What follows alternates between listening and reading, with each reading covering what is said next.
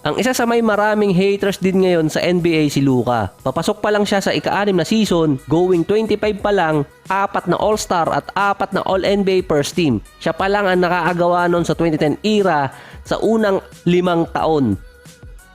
Siya din yung teenager na pumasok sa NBA Hall of Famer status na. Kung i-redrop yung 2018 class, si Luka ang number 1 dun. Actually, sa nakaraan 2 taon, nakita nang dapat si Luka ang naging number 1 ng 2018. Dahil si DeAndre Ayton ang number 1 nun, halos pinamimigay na ngayon ng Phoenix Suns. Halos walang gustong kumuha.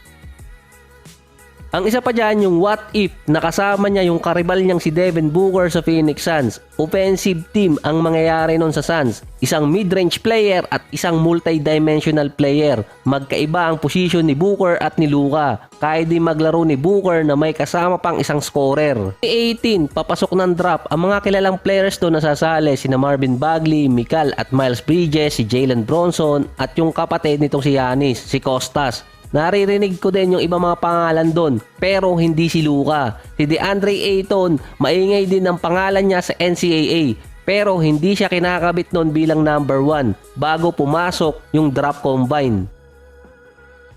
Si Luka naman nananalasa sa EuroLeague. Nagkaroon ng mga game si Luka sa mga NBA team sa preseason bilang member ng Real Madrid. Pinakilala siya ng ESPN bilang si Wonderboy noong 2018. Hindi katulad nga lang ng hype na binigay kay Wembanyama dahil noon maingay ang pangalan ni Bagley at itong si Trae Young.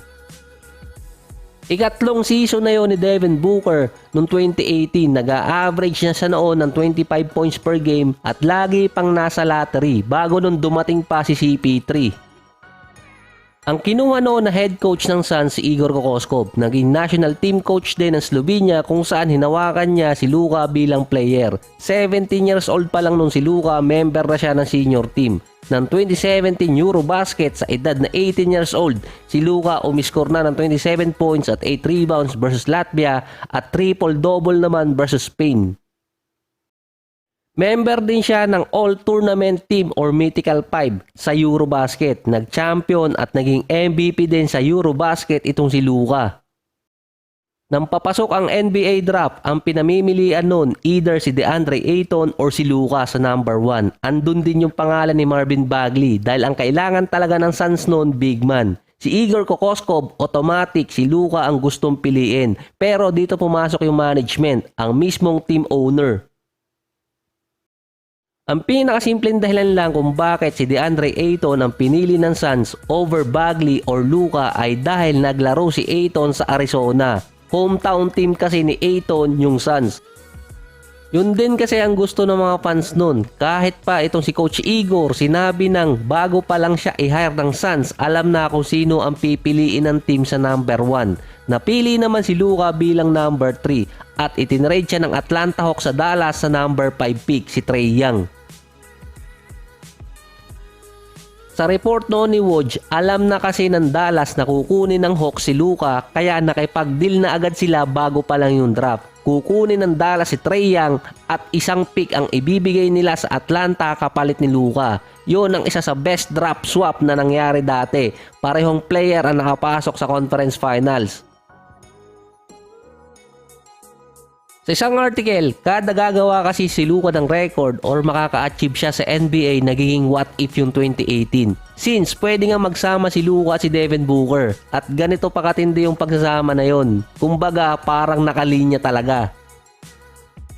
Maganda rin kasi yung timeline talaga ng dalawa at meron agad sana silang 53 points per game since pumasok si Luka. Mas nauna kasing pumasok talaga si Luka sa playoffs pero mas nauna naman pumasok si Booker sa finals until dumating nung si CP3. Kung nagkataon magkasama si Luka, CP3 at Booker na magkakaroon ng what if sa 2021 finals. Merong magsasabing hindi bagay magsama si Booker at si Luka. Pareha silang buwakaw kaya nga andun napapasok si Chris Paul.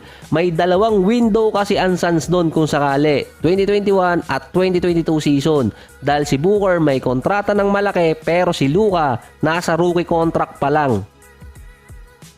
Yung dalawang season na yon, si Luka nasa conference finals, si Booker naman nasa NBA finals. Meron na ring average nun si Luka na 27 points per game.